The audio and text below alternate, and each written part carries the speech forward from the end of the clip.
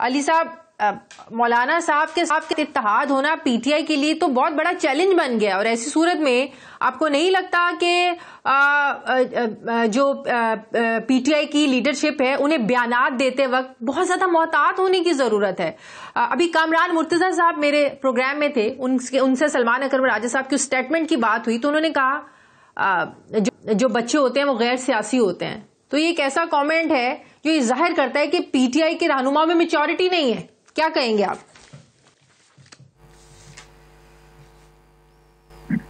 بسم اللہ الرحمن الرحیم. اللہم صلی علی محمد وعلی آلہ وصحبہ وسلم.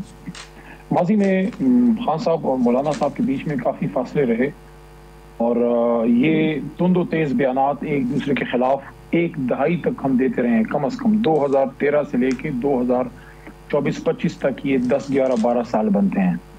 تو میرے خیال میں کچھ تلخیاں جو ہے وہ تو کم ہوئی ہیں, اور بالکل میں آپ کی اس بات سے متفق ہوں کہ دونوں طرف کی سیاسی لیڈرشپ کو بہت سی باتیں برداشت کرنی پڑیں گی. میرے خیال میں لانگ ٹرم اور شارٹ ٹرم دونوں پولیٹیکل جو ہمارے اہداف ہیں اس میں بہت سی مماثلت ہے, ہماری بھی اور ان کی بھی.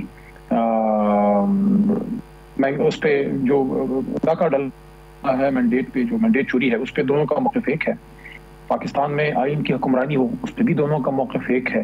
پھر اس میں تیسرا جس پہ بڑی کم بات ہوتی ہے, اور میں اس چیز کو فوکس میں کیے بیٹھا ہوں, اور وہ یہ ہے کہ اگر یہ ہو جاتا ہے تو پاکستان کو ایک اسلامی فلاحی ریاست بنانے میں بہت بڑا قدم ہوگا, کیونکہ مولانا صاحب کے پیچھے ملک کی سب سے زیادہ مذہبی جو طبقات ہیں وہ ہیں, سب سے بڑی مذہبی جماعت ہے. عمران خان صاحب کی یعنی ہماری جو ہے سب سے بڑی سیاسی جماعت ہے, فیڈرل جماعت ہے. عمران خان صاحب بھی ہمیشہ مدنی ریاست کی بات کرتے ہیں اور حرمت رسول صلی اللہ علیہ وآلہ وسلم کی بات کرتے ہیں, اور یہاں نہیں امریکہ جا کے بھی کرتے ہیں, یونائٹڈ نیشنز میں. یہ کچھ ہیں جیسے سود سے پاک بینکاری ہے, سود کے خلاف مولانا کھلا سٹینڈ ہے. تو اگر یہ دونوں قوتیں اکٹھی ہوتی ہیں, میں تو اس کو ملک کے لیے خوش آئند سمجھتا ہوں, لانگ ٹرم اور شارٹ ٹرم, پولیٹیکل اور ریلیجس دونوں حساب سے. تو ایسی صورت میں آپ کیا سمجھتے ہیں کہ مولانا صاحب کی جماعت کے ساتھ چلنا مشکل نہیں ہے؟ میں نہیں سمجھتا کہ مشکل ہے. مولانا صاحب بھی سمجھدار ہیں, اور عمران خان صاحب ملک کے سب سے بڑے لیڈر ہیں, اور عمران خان صاحب کوئی نہ خدا نخواستہ کوئی کم عمر ہے, نہ تجربہ کار ہیں, بلکہ ایک لمبی سٹرگل سے نکلے, اس کے بعد وزیر اعظم بنے, پھر وزیر اعظم بننے کے بعد زندگی کا ایک مشکل دور سے گزرے, جان پہ حملہ ہوا, جیل میں ہے کچھ کم 600 دنوں سے. تو میں نہیں سمجھتا کہ ایسا کوئی ایشو ہوگا جس میں دونوں اس کو, اس میں ایک چیز بڑی اہم ہے, وہ یہ ہے کہ بیچ میں ایسی لیڈرشپ کردار ادا کرے جو مخلص ہو. تو ایسی لیڈرشپ کہاں سے نکلے گی؟ کون لائے گا ایسی لیڈرشپ؟ نہیں, میرے خیال میں موجود ہے اس وقت جو لوگ اس میں کام کر رہے ہیں, سارے سنجیدہ لوگ ہیں. سلمان راجہ صاحب مچور آدمی ہیں, پر اتنا جو ہے اسد قیصر صاحب کافی عرصے سے مولانا صاحب کے ساتھ وہ کام کر رہے ہیں ہماری طرف سے, وہ بھی سنجیدہ آدمی ہیں, کوئی نہ بغیر روزگار نہیں ہے, کوئی نہ تجربہ کار نہیں ہے, کوئی آج کل. سلمان اکرم راجہ صاحب کو اتنا مارجن آپ لوگ دینے کے لیے تیار ہیں کہ سیاست سے ان کا کوئی لینا دینا نہیں ہے, وہ وکیل ہیں, چلے مشکل وقت میں پارٹی کے وہ کام آئے ہیں, لیکن جس طریقے سے انہوں نے یہ کہا کہ کوئی احسان نہیں کرے گا, یہ جمہوریت کی جنگ ہے, یہ جو نہیں کرے گا تاریخ اس کو معاف نہیں کرے گی. تو مولانا کی جماعت نے, مولانا صاحب نے, پارٹی کے لوگوں نے اس بات کو ظاہر ہے کوئی اچھا تو نہیں سمجھا, برا منایا ہے. تو یہ مارجن دینا چاہیے کہ سلمان اکرم راجہ صاحب کوئی پولیٹیکل آدمی تو ہے نہیں, جو فواد چودھری صاحب بات کرتے ہیں کہ سیاسی لوگوں کی کمی ہے پی ٹی آئی کے اندر, سمجھدار لوگوں کی بھی. نہیں, کوئی کمی نہیں ہے, اور راجہ صاحب ایک نیت آدمی ہے, جینٹل مین ہے, اور he does not mince his words, he means business. Khan صاحب سے مخلص ہیں, خان صاحب سے لائل ہیں, اپنے کاز سے مخلص ہیں. میرے خیال میں زندگی کے اس سٹیج پہ اب راجہ صاحب ہیں جس میں انہوں نے, ان کا فوکس نہ پیسہ ہے نہ شہرت ہے, عزت ان کو اللہ نے بڑی دی ہے, پیسہ بھی انہوں نے بڑا کمایا ہے. میرے خیال میں he wants to do something good for the country, اور خان صاحب کو دل سے ساتھ ایک ان کا ہے کافی عرصے سے تعلق رہا ہے.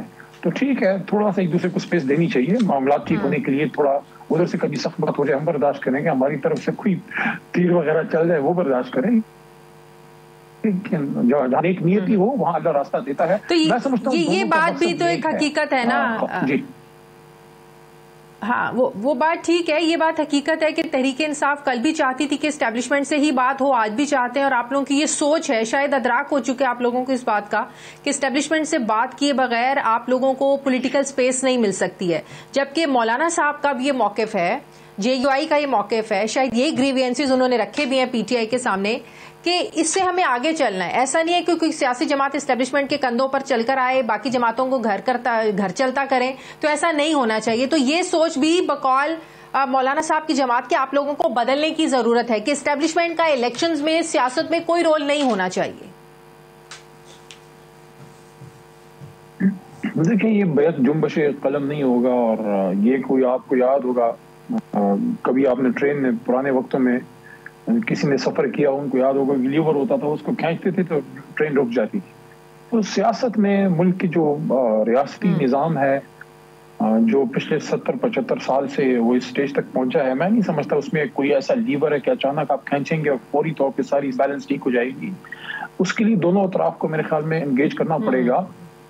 اس کا مطلب یہ نہیں ہے کہ کوئی بھی اگر بیٹھتے ہیں تو اس کا مقصد یہ ہے کہ میاں صاحب کو یا زرداری صاحب کو آؤٹ کر کے تو ہم حاضر ہیں جناب, ہماری